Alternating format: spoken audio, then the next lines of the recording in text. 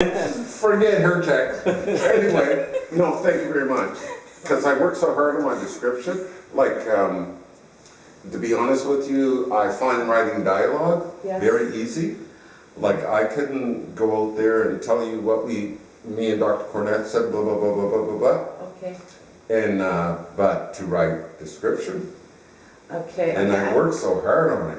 Right, I write poetry, but dialogue, I think, is really, really hard to write. Everybody says that. How come? I can't, I don't know. Well, don't you know how people speak? You know, some people are born to write dialogue, some other are. Okay, sweetheart.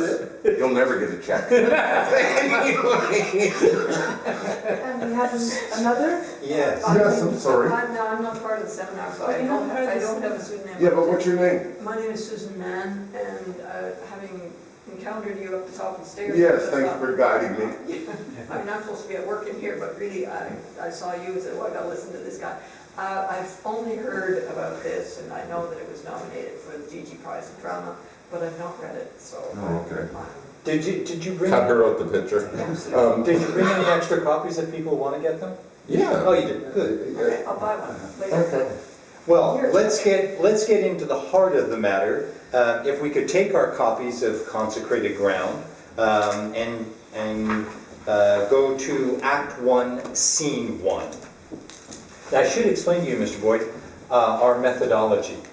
We would meet here. We've been meeting here several times, often in the evening. I didn't know. And I ask everybody to bring earplugs and to bring blindfolds. And so we'll gather around, and we will, because I did my PhD in religious studies, essentially contemplate literature as a spiritual exercise. And so they would, in absolute silence, even with earplugs in, they would read straight through Act 1, Scene 1, and then they would spontaneously, in a stream of consciousness vein, write about it. And then we would go through different phases of writing: factual, psychological, mnemonic, what they remember from what they've just read. And then in between the sessions that we meet here, they go back in the privacy of their home and they reread Act 1, Scene 1, and then they write about it again. So in effect, they've been peeling back layers of reading. They're not going to read now, are they? Yeah, they are. We're all going to read now. No, I just want to say, when we do this, we haven't read, we're not forbidden to read anything except for what we're on. So when we wrote about Act 1, Scene 1, but you know we don't know the rest. They have no idea where it's going. Yeah, we did read the note. But you guys do know they're all black people in that show. Oh, so no. you guys are going to have a hard time. Oh, yes. Oh, yes. You know what I mean? Yeah. Okay. Yeah. And so I can't wait to hear it. So the very first time in Montreal. I hear it. So the very first time we met, they read the playwright's note 10 years later, and then the set and setting and the characters, and then they read through Act 1, Scene 1. They read the whole thing? No, just that's as far as they read. Act 1, Scene 1, and okay. It's very clearly indicated when you purchase the book, you do not read the front cover, you do not read the back cover, you don't read anything in between, you only read what we are focusing on right now, so that the drama can build up. So, Prof, you should be my agent. You can sell my book anywhere. well, I think it sold itself. Well, you'll see. Okay. Now, would you want me just to start us off, would you read Act 1, Scene 1, the first 2 pages, please? Right down to where Sarah says, no wonder our men be so confused.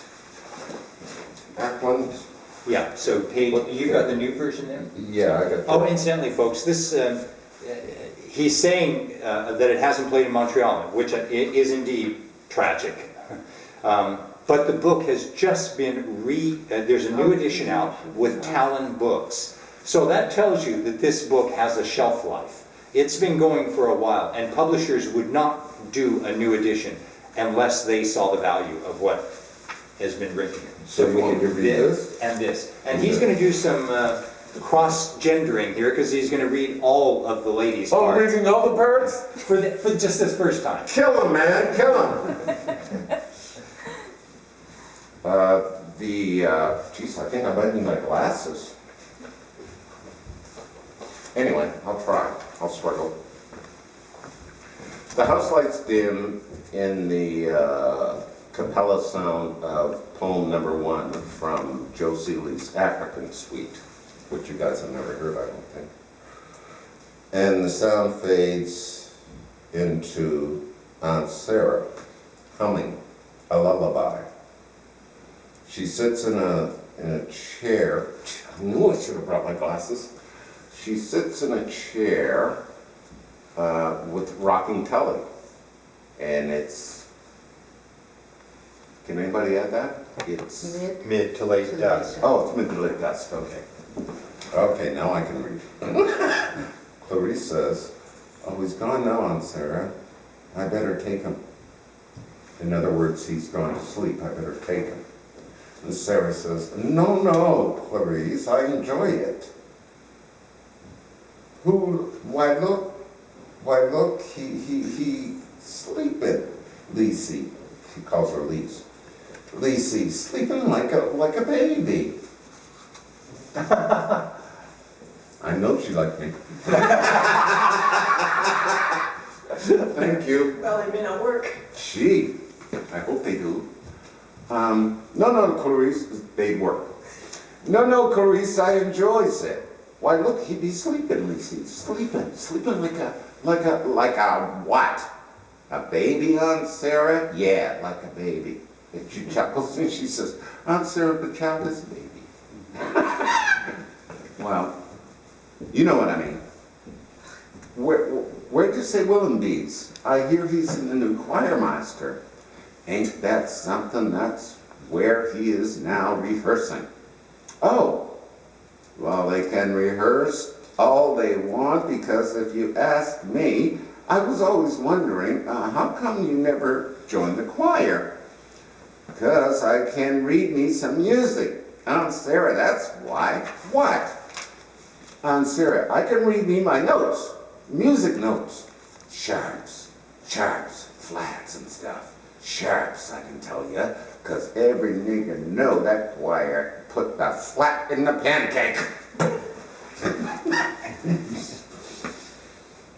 And then she laughs too. And then, girl, you better stop.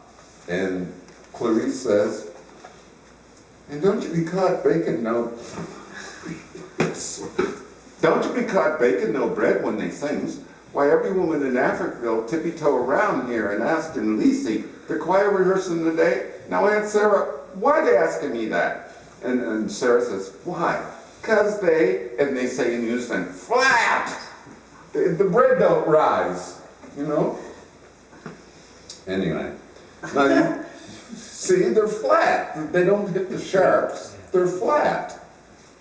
A lot of people miss that. But now you better not tell Willem that. The choir sound fine to me. It's a fine choir, Aunt Sarah. Just I love teasing Willem about it, that's all. I think you want to tell that man right about himself. Well, more fun like this, Aunt Sarah? Oh, the lovebirds. Now I want to read the whole thing. Oh, the lovebirds. There's another joke coming up here, too. Now see what I tell you about colored women? They push men down just to pull them up. Throw them in the corner just to pull them into the other. No wonder our men be confused. Well, thank you. And they're color coordinated too. Yeah. With your hat. Yeah. Well, so after we had read this in situ right here with the earplugs in, then they went home and they reread it. And here's what one of the Soilers, the series is called Soil, one of the seminar members, Soiler, wrote this after rereading Act 1, Scene 1. Okay. The playwright's notes, plus the information regarding set and setting, provide guiding context for digesting the first scene, even as they will for the play as a whole. Act 1, Scene 1, introduces the three feisty women characters: Sarah, the matriarch, Clarice, the mother and wife, That's true. and Groovy, the quote, loose woman. Sorry. What comes through this scene is the sense of humor. You're going to need those again. Don't leave. Is the sense of humor all three women share, be they talking about serious or light subjects. Always the quips ricocheting through the lively dialogue. And this, in spite of, or as part of, the naughty, problematic of their situations in the world. The latter is an impoverished community where love may be part of the fabric of being, but nevertheless, concrete amenities such as plumbing and clean drinking water are nowhere to be found. At this early point in the play, the women are unaware that they are soon to be displaced from Africville. Africville being the only place where Sarah and Clarice have ever lived.